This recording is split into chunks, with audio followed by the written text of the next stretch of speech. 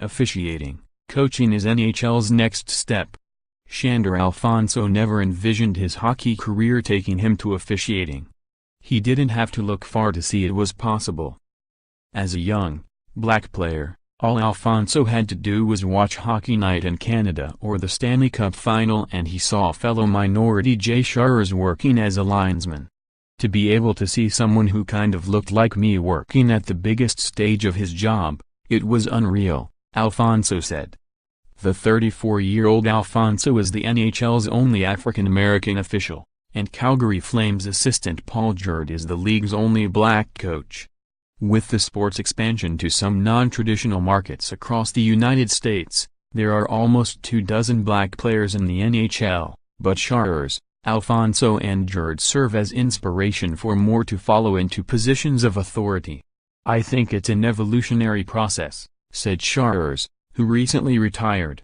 "It's definitely moved slowly, but I think when you just look at the amount of black players that are now in the league and the fact that that has increased, it would stand to reason that hopefully the opportunity for officials would present itself."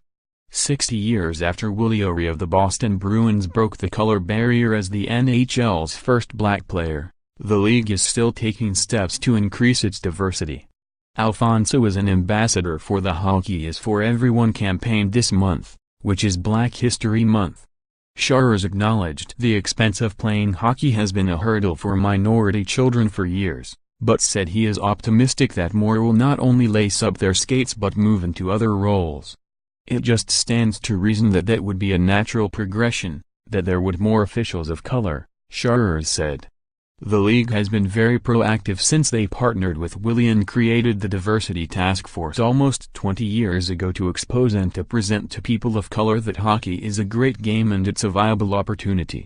Opportunities have existed for minorities to get into coaching and officiating, though the majority have ended up as goaltending coaches like former NHL goalie Fred Brathwaite.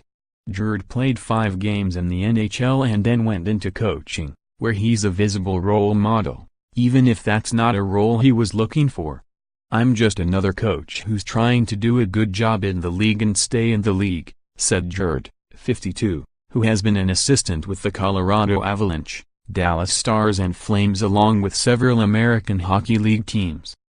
"I guess I am now in a little bit of a position of a role model, but my drive to be a role model isn't due to the color of my skin. It's just the way I want to carry myself as a human being, the way I want to be looked at, doing the right thing and working hard." Jerrard hopes kids seeing minorities on the ice playing or officiating or behind the bench coaching shows that if they're skilled, driven and passionate, there's an opportunity for them. That's what happened for Alphonso, who knew he wasn't going to make it to the NHL as a player and wanted to stay in the game. He thought to himself, "If Jay Sharrers can do it, I could do it," and followed him up the ranks.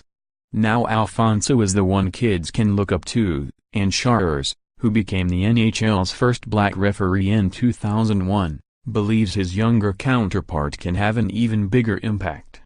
"Being that his skin is a lot darker than mine and I'm very light-skinned, it wouldn't register necessarily with someone unless they knew my background to know that I was a person of color," Sharrers said. "I think for him having both parents being black and being much more of a visible minority, if you will, I think that's definitely a role that he will now assume." Alphonso welcomes the position and would love to one day meet a fellow official he inspired to go that route.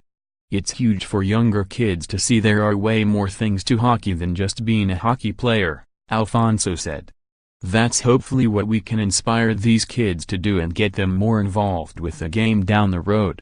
Follow hockey writer Stephen Wino on Twitter at https://twitter.com/swino_ for more NHL coverage, https://upnews.com/tag/NHLockey.